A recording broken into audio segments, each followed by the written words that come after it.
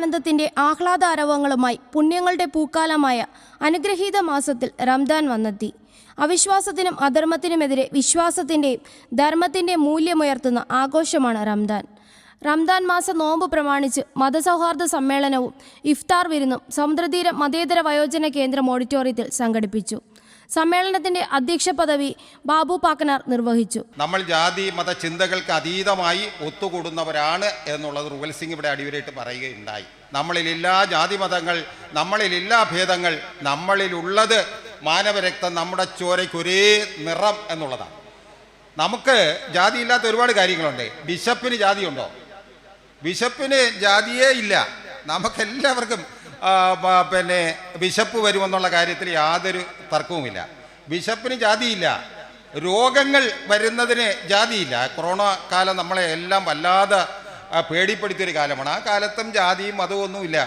ഇന്ന ജാതിയിൽപ്പെട്ട ആളുകൾക്ക്, ഇന്ന മതത്തിൽപ്പെട്ട ആളുകൾക്ക് കൊറോണ ഇല്ല എന്ന് പറയുന്നൊരവസ്ഥയില്ല. അപ്പോൾ ബിഷപ്പിന് ജാതിയില്ല,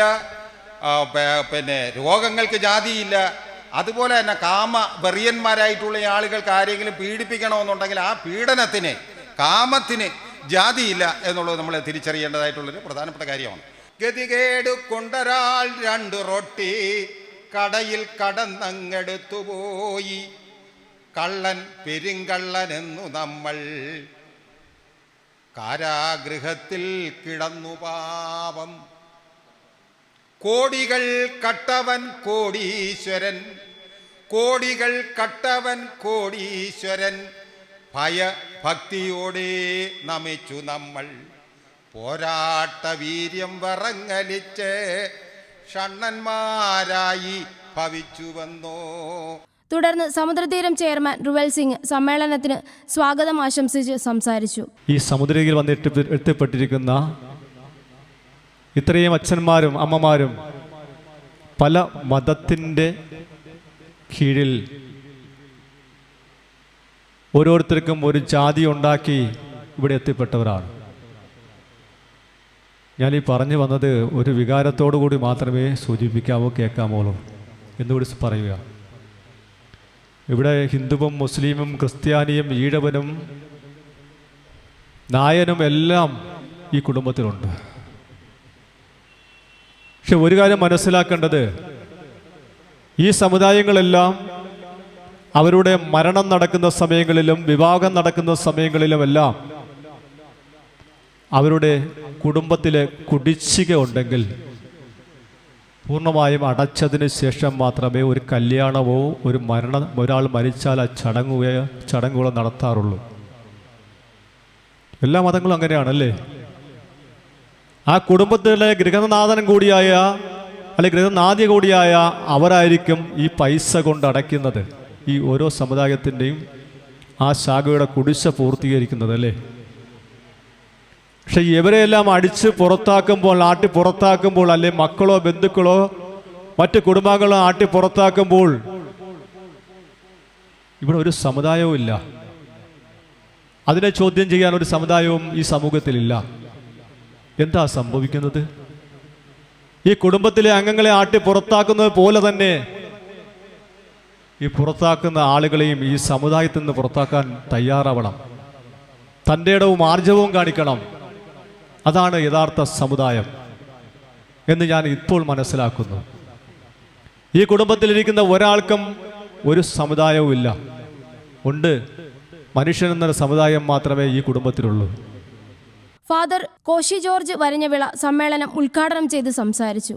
മതത്തിനപ്പുറമായി, രാഷ്ട്രീയത്തിനപ്പുറമായി എല്ലാവരോടും സ്നേഹം പറയുവാൻ, സാഹോദര്യം പറയുവാൻ നമുക്ക് കഴിയട്ടെ എന്ന്, ഓരോരുത്തർക്കും കഴിയട്ടെ എന്ന് പ്രാർത്ഥിക്കാം.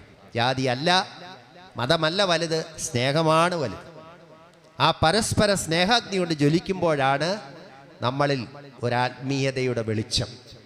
ആത്മീയതയുടെ വെളിച്ചം എന്ന് പറയുന്നത്, ഇപ്പോൾ ആത്മീയ ദൈവമില്ല എന്ന് പറയുന്നവരും ചിലപ്പോൾ ഈ കൂട്ടത്തിൽ കാണും. കുഴപ്പമൊന്നുമില്ല, അതിനെന്താ പ്രശ്നം? അവർക്ക് മതം വേണ്ട എന്ന് വിചാരിച്ച്. പക്ഷേ അവർ സൃഷ്ടിച്ച സൃഷ്ടികർത്താവരെ മറക്കുമെന്ന് എനിക്ക് തോന്നുന്നില്ല. മറക്കുമോ? മതമില്ലാത്തവരത് മറക്കൂ? ഇല്ല. നിങ്ങൾക്കൊക്കെ നല്ല സന്തോഷവും സമാധാനവും ഒക്കെ ദൈവം നൽകട്ടെ എന്ന് ഞാൻ പ്രാർത്ഥിക്കുന്നു. ഈ മതസാഹോദര്യ സമ്മേളനം വിശുദ്ധമായ നോമ്പിൻ്റെ പശ്ചാത്തലത്തിൽ ഈ ഇഫ്താർ വിരുന്നിൽ നിങ്ങളോട് സംബന്ധിപ്പാനും ഈ ചടങ്ങിൽ വരുവാനുമൊക്കെ ദൈവം നൽകിയ ഈ അവസരം ഓർത്ത് ഞാൻ അതിയായി സന്തോഷിക്കുന്നു. നിങ്ങളോടൊപ്പം ഞാൻ എന്നും ഉണ്ടാകുമെന്ന് ഓർമ്മിപ്പിച്ചുകൊണ്ട് ഈ മീറ്റിംഗ് ഔപചാരികമായി ഉദ്ഘാടനം ചെയ്തതായിട്ട് അറിയിക്കുന്നു. ദൈവം നിങ്ങളെ അനുഗ്രഹിക്കും. സമ്മേളനത്തിന് ഭാരത് കോളേജ് പ്രിൻസിപ്പൽ സുമേഷ്, വ്യാപാരി വ്യവസായി സമിതി കൊല്ലം ജില്ലാ സെക്രട്ടറി നിസാർ എന്നിവർ ആശംസയർപ്പിച്ചു. ഇത്രയും ദിവസമായിട്ട് ഇവിടെ വരാൻ സാധിച്ചിട്ടില്ല. പക്ഷേ ഇന്നിപ്പം വന്നപ്പോഴാണ് എനിക്കതിൻ്റെ ആ ഒരു വളരെ സീരിയസ്നെസ് ആയിട്ടുള്ള കാര്യമാണ് എനിക്ക് മനസ്സിലാക്കാൻ പറ്റിയത്. കാര്യം ഇത്രയും നാളും വരാതെ ഇരുന്നത് ഭയങ്കര നഷ്ടമായി പോയി എന്നാണ് തോന്നുന്നത്. ഇത്രയും വ്യക്തികൾ, അതായത് 35 പേരോളം ഇവിടെ അന്തേവാസികളായിട്ട് ഉണ്ട്. ഇതിൻ്റെ പ്രവർത്തനം വളരെ ഗംഭീരമായിട്ട് നടക്കുന്നുണ്ട്. എല്ലാ കാര്യങ്ങളും നമുക്ക് വ്യക്തമായി മനസ്സിലാക്കാൻ പറ്റി. ഇന്നിവിടെ വന്നപ്പോൾ തന്നെ നമുക്കൊരു നല്ല മൈൻഡ് അങ്ങ് ക്ലിയർ ആയ കണക്കാണ്. തൻ്റെ ജീവിതത്തിൻ്റെ ഒരു പങ്ക് സാധാരണക്കാരന്, പാവപ്പെട്ടവന് കൊടുക്കണം എന്ന് പഠിപ്പിച്ച നബി തിരുമേനിയുടെ ഒരു നൊയമ്പ് കാലഘട്ടത്തിൽ ഇത്തരം ഒരു ഇഫ്താർ പരിപാടിയിൽ പങ്കെടുക്കുന്നതിനോട് ഞാനിവിടെ ക്ഷണിക്കപ്പെട്ടു. എല്ലാ മതങ്ങളും നന്മയിൽ അധിഷ്ഠിതമാണ്. ഒരു മതങ്ങളും നന്മയ്ക്കപ്പുറം, മനുഷ്യസ്നേഹത്തിനപ്പുറം ഒന്നും ആരെയും പഠിപ്പിച്ചിട്ടില്ല.